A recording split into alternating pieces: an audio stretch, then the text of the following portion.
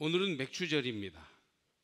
맥추절은 창조주 하나님께서 모든 사람에게 지키라고 명령한 절기입니다. 맥추절을 지키라. 이는 네가 수고하고 밭에 뿌린 것의 첫 열매를 거둠이니라. 권유가 아니고 명령입니다. 창조주 하나님이 지키라고 하셨기 때문에 이유가 분명히 있을 것입니다. 이날은 밀수하기 감사절이며 이스라엘의 3대 절기인 유월절, 맥추절, 초막절 중에 하나입니다. 유월절로부터 50일 되는 날, 여름 곡식이 이제 거두게 되어서 밀보리를 추수하고 하나님 은혜에 감사하는 절기입니다. 이스라엘이 가나안 입국하여 처음 곡식을 거둔 것에 감사하여 절기를 지켜서 하나님 앞에 영광 돌렸던 절기이고, 농사를 지어서 밀보리 거두어 감사하고, 또 이때는 처음 과실들이 맺기 때문에 처음 익은 열매를 주 앞에 드리는 초실절이라고도 불렀던 것입니다. 현대인들이 농경 생활을 하지 않고, 그래서 사람들은 시골 농사 짓는 사람에게만 해당되지 우리에게 해당되는 절기가 아니라고 별 의미를 찾지 못하고 있는데, 사실은 이 맥추절을 생각해 보면 얼마나 중요하고도 큰 의미가 있는지 모릅니다. 맥추절은 3가지 의미가 있으니, 첫째는 농사를 지어 밀추수한 것을 감사하는 절기고, 둘째는 시내산에서 계명받은 의미를 지닌 절기며, 셋째는 성령이 강림한 절기입니다. 먼저 우리는 밀추수의 절기로 오늘을 지키고 있음을 알 수 있습니다. 7주를 셀지니 곡식의 낫을 대는 첫날부터 7주를 세어 네 하나님 여호와 앞에 7절을 지키되, 네 하나님 여호와께서 네게 복을 주신 대로 네 힘을 헤아려 자원하는 예물을 드리고. 여기 밀 추수를 마무리하는 절기가 바로 맥추절입니다. 밀은 이스라엘의 주식이에요.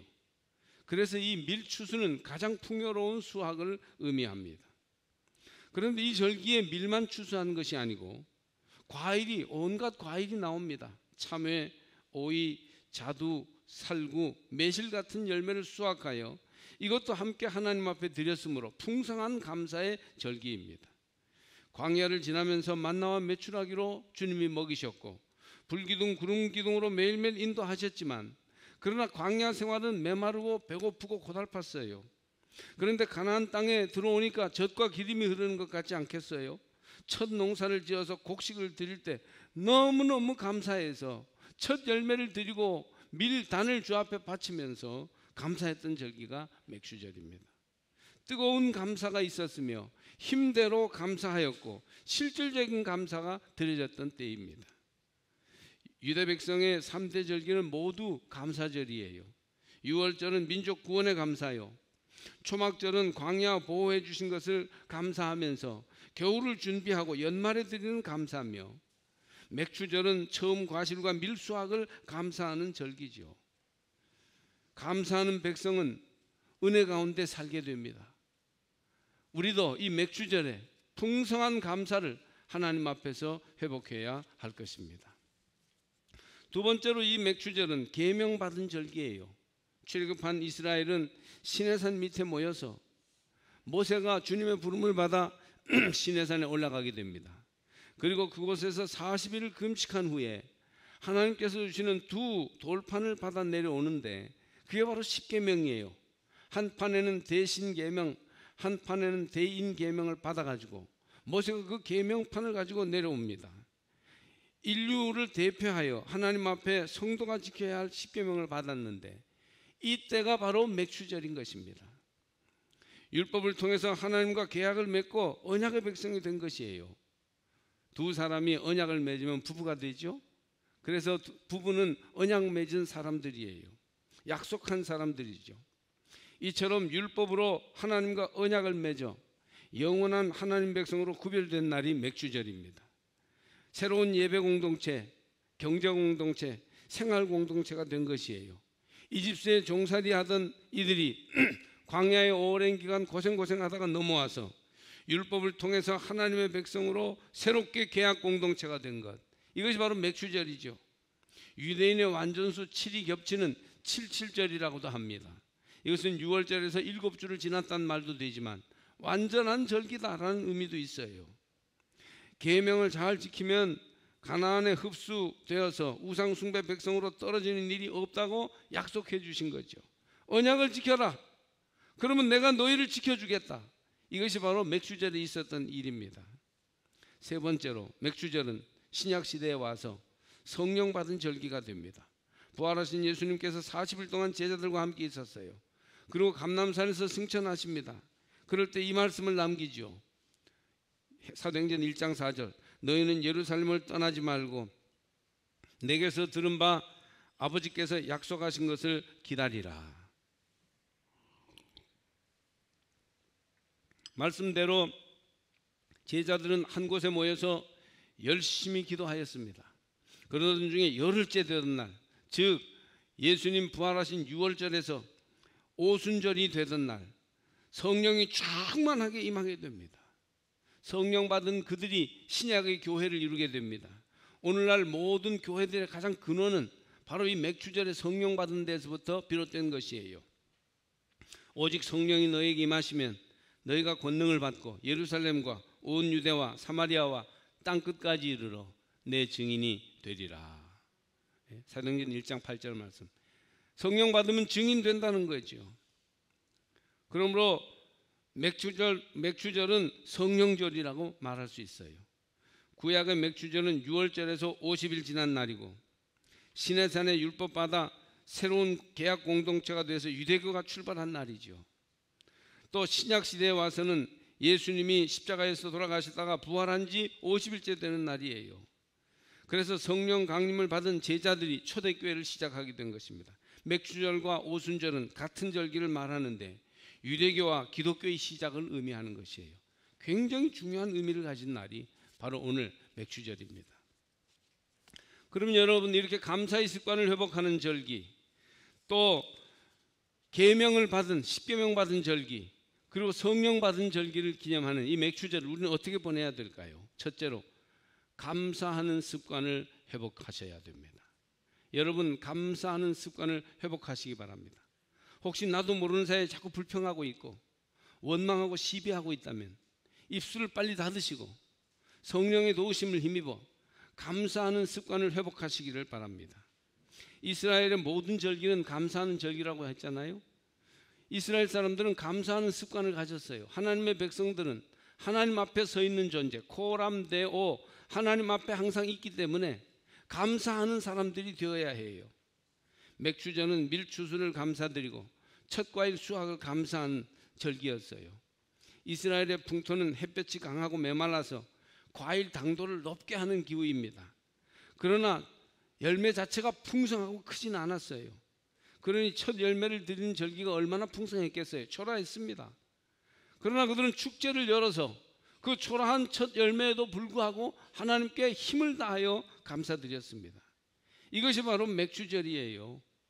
여러분, 감사를 회복하시기를 축복합니다. 감사하는 말로 습관을 삼으십시오. 감사하다고 먼저 시인하고 인정하시기 바랍니다. 감사하는 단어를 제일 많이 쓰는 나라를 사회학자들이 조사해 봤더니 아니나 다를까 미국, 유럽 등의 선진 기독교 국가들이라는 거예요. 미국 사람들은 조그만 일에도 감사합니다. 독일 사람들도 단케쉔, 단케쉔, 단케라는 말을 많이 합니다. 저희 외손녀도 어리지만 그쪽에 살면서 영어를 겨우겨우 배우는데 땡쿠, 땡쿠 이러면서 어색하지만 벌써 감사 표현을 할 줄 아는 거예요. 할 말 없으면 그냥 땡큐 하는 거예요. 감사하는 습관은 복을 부르는 습관입니다. 우리는 이 맥추절에 감사를 우리의 마음속에 차올려서 감사를 회복하는 성도가 되어야 하겠어요. 지구상에서 감사라는 단어가 자체가 없는 나라가 있답니다. 그게 바로 방글라데시예요. 아니나 다를까 그 나라는 가장 못 사는 나라입니다. 감사 개념이 없어서 그렇다 이렇게 말하기도 합니다. 스티븐 코비는 성공하는 사람들의 7가지 습관이라는 책을 썼는데 좋은 습관이 인생을 결정한다는 거예요. 감사하는 습관은 행복을 가져온다는 것입니다. 여러분, 6월, 7월 이때가 감사가 메마르는 때예요. 배고픈 때요, 고생스러운 때고, 그리고 먹을 게 없는 때입니다.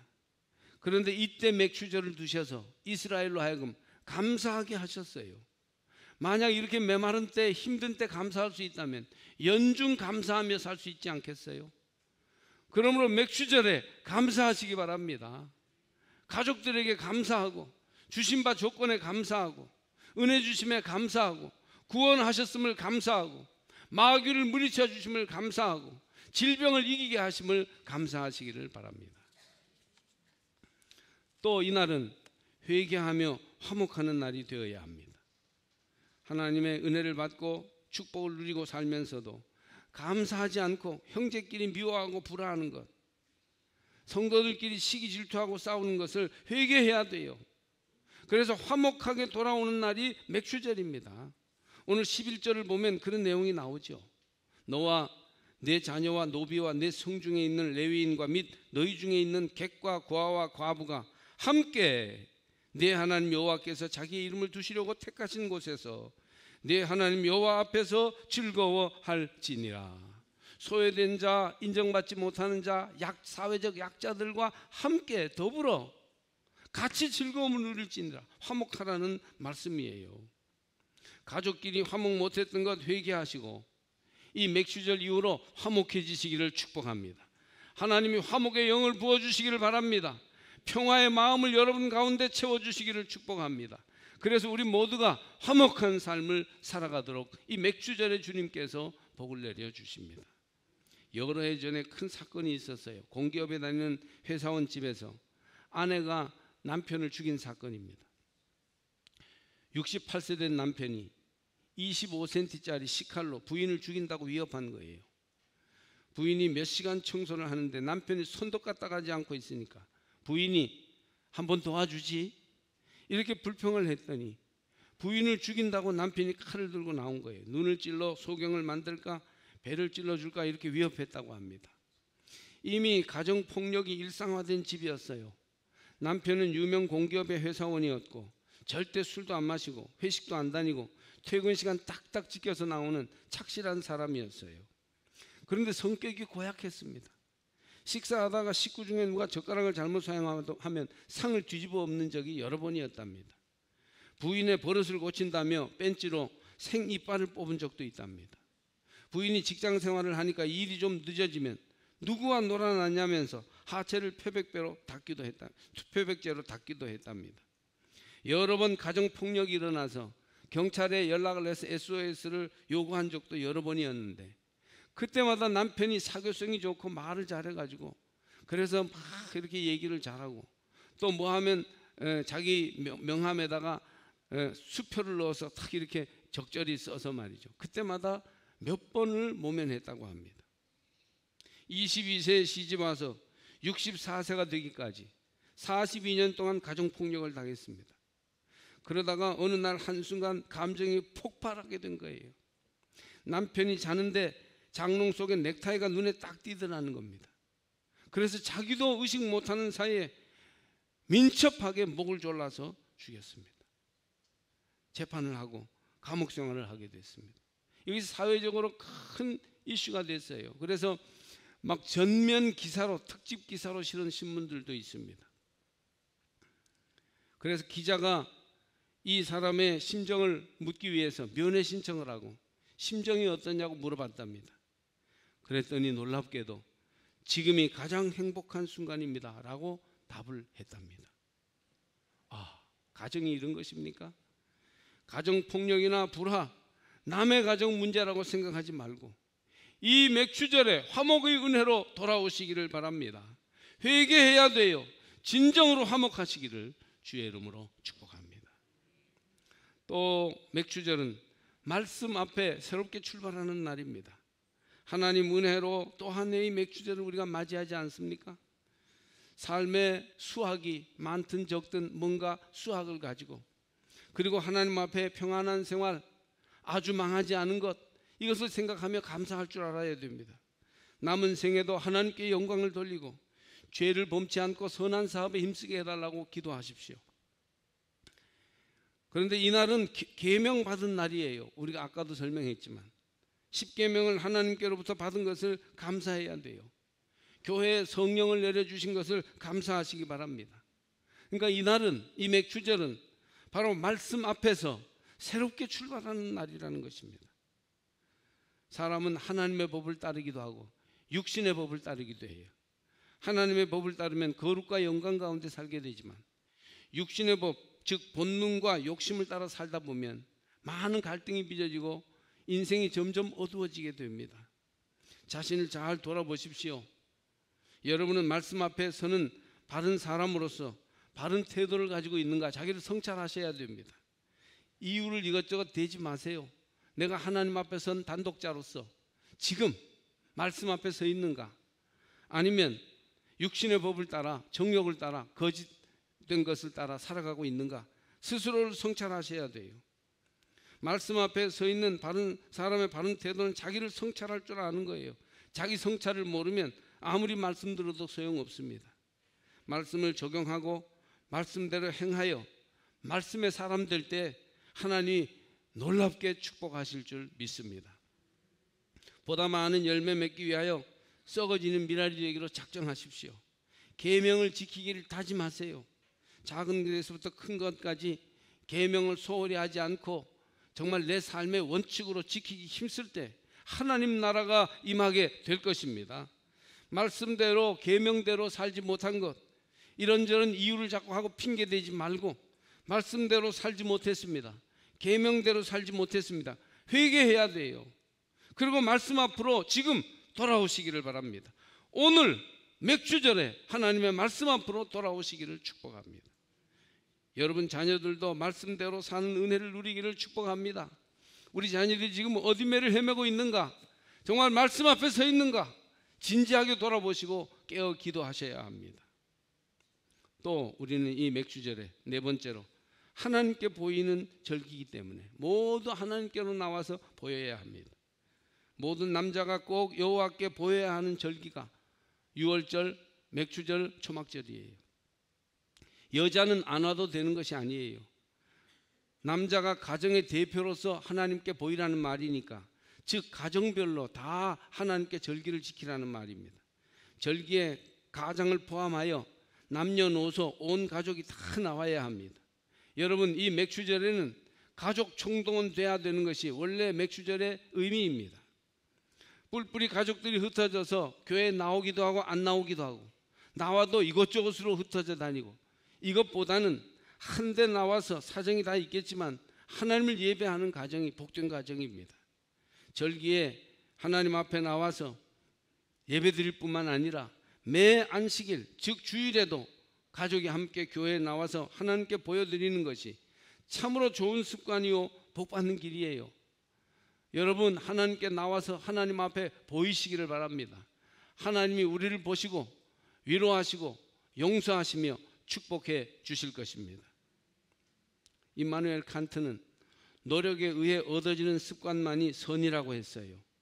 그 말은 뭡니까? 노력하지 않으면 선한 습관이 잘 안 생긴단 말이에요. 칸트는 인간의 본질이 그 속에 악이 들어있음을 통찰하였어요. 그냥 두면 나쁜 행동을 하게 됩니다. 그래서 나쁜 습관이 가지게 돼요. 나쁜 행동이 쌓이면. 그러면 나쁜 습관을 많이 가진 사람이 나쁜 인격이에요. 그러면 그 사람은 나쁜 운명에 빠지게 되는 것이죠. 원죄가 인간 안에 있습니다. 인간은 다 죄인이에요.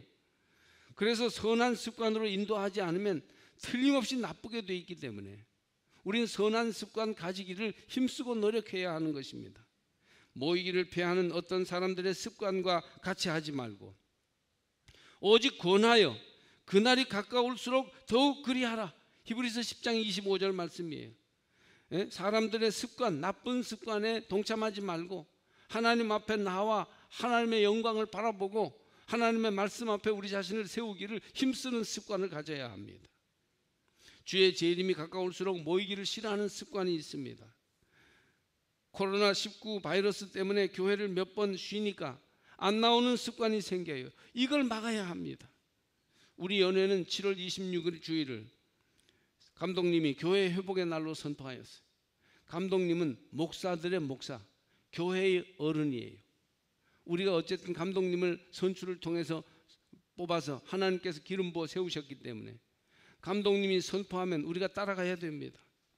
그러므로 교회 회복의 날로 우리는 지킬 것입니다. 바이러스 감염을 막는데 교회가 동참하다 보니까 예배를 폐하고 영상 예배를 몇 주 드렸어요.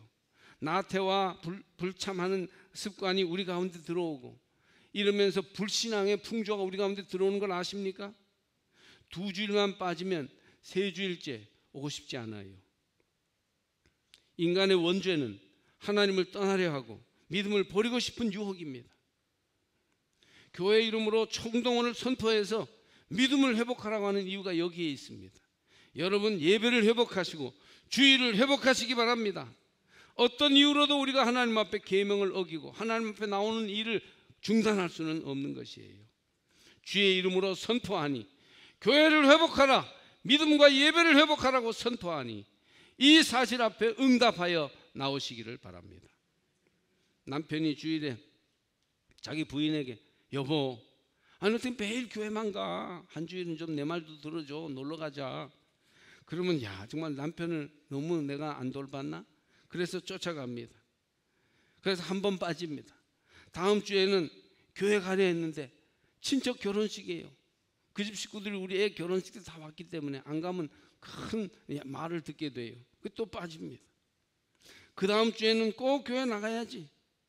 근데 빠질 수 없는 자기가 책임 맡은 계모임이 있어요. 그래서 아이고 할 수 없네, 또 빠집니다. 이렇게 빠질 만한 타당한 이유를 찾아서 빠지다 보니까요 52주가 되는데 빠질 이유가 53가지가 되더랍니다. 여러분 어찌 하실 겁니까? 우리가 하나님 앞에 바로 서야겠습니까? 아니면 이런저런 이유와 핑계가 있을 때마다 빠져야 되겠습니까? 연속 3번 교회를 빠진 사람은 교회에 나오지 않을 확률이 높다고 합니다. 그래서 교구장님들, 속장님들에게 1-2주 안 나오는 교인들을 점검하라고 다그치는 거예요. 그게 무슨 교회를 자리를 채우려고 하는 게 아니고 정말 그 영혼이 나쁜 습관에 예배 안 드리는 풍조에 빠져버리면 안 되니까 어떻게든 그 원죄를 극복하여 하나님의 거룩함을 힘입는 백성이 되도록 하기 위해서는 끌어야 하니까 우리가 그렇게 노력하는 겁니다. 코로나19 바이러스가 교회를 떠나서 영상을 예배드리게 하고 여러 가지 방법으로 우리를 흩어지게 하는데 이것은 영적인 위험이 되기도 하는 것입니다. 여러분, 하나님의 거룩한 전으로 달려나오시기를 축복합니다. 오늘은 맥주절이에요. 그러므로 온 가족이, 가장을 중심으로 모든 식구가 교회에 나와서 예배드려야 하는 날입니다. 자녀들, 여러분의 손자녀들은 지금 어디에 있습니까? 예배 자리에 와 있습니까? 있어야 할 곳에 바로 있는 것입니까? 더 이상 코로나 핑계하지 말고 방역을 철저히 하는 가운데 하나님을 예배하시기를 바랍니다. 아마 어쩌면 코로나가 재확산이 더 많이 되면 어쩔 수 없이 영상 예배를 또 드릴 수 있을 일이 생기는지, 가능하면 그러지 않기를 바라지만 그럴 때라도 방송을 구경하지 말고 자리를 정돈하여 예배자의 자세를 갖추고 일어나고 앉고 다 예배 순서를 같이 하고 찬송도 함께 하고 기도도 같이 간절히 드리고 헌금도 제 시간에 바치고 나중에 교회 재정 계좌로 넣으면 되니까 예배를 바로 드려야 해요. 예?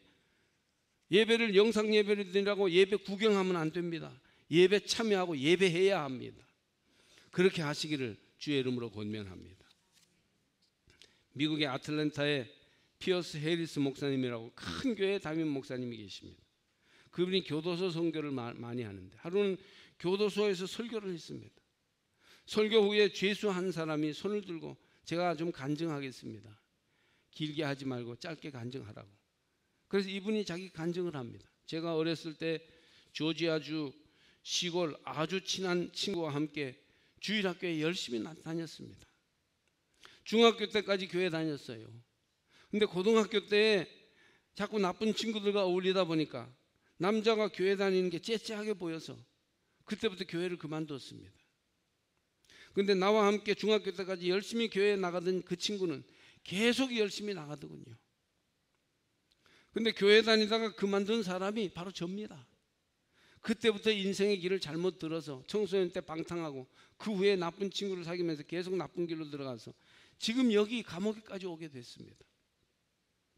그런데 그때 저와 함께 교회 다니던 그 친구는 끝까지 교회를 열심히 나갔어요. 그래서 오늘 목사가 돼서 오늘 여기에 와 있습니다. 바로 오늘 설교한 해리슨 목사가 바로 그 사람입니다. 해리슨 목사님이 보니까 정말 중학교 때 함께 교회 나가던 단짝 친구가 범죄한 죄수가 돼서 그 감옥에 있는 거예요. 여러분, 지금이 바로 그때입니다. 오늘이 바로 그날입니다.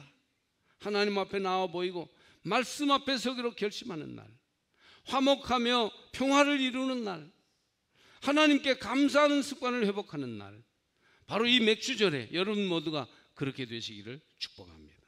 말씀 앞으로 돌아오고 예배로 돌아오십시오. 하나님께 힘 기울여 감사드리며 감사하는 습관을 회복해야 돼요. 이기적이고 자기중심적으로 살다가 가족과 이웃과 화목하지 못한 것 회개하고 화해하는 날이 되어야 합니다. 말씀 앞에서, 주의 거룩한 계명 앞에서 이 맥주절에 새롭게 떨쳐 일어나 출발하시기를 주의 이름으로 축복합니다.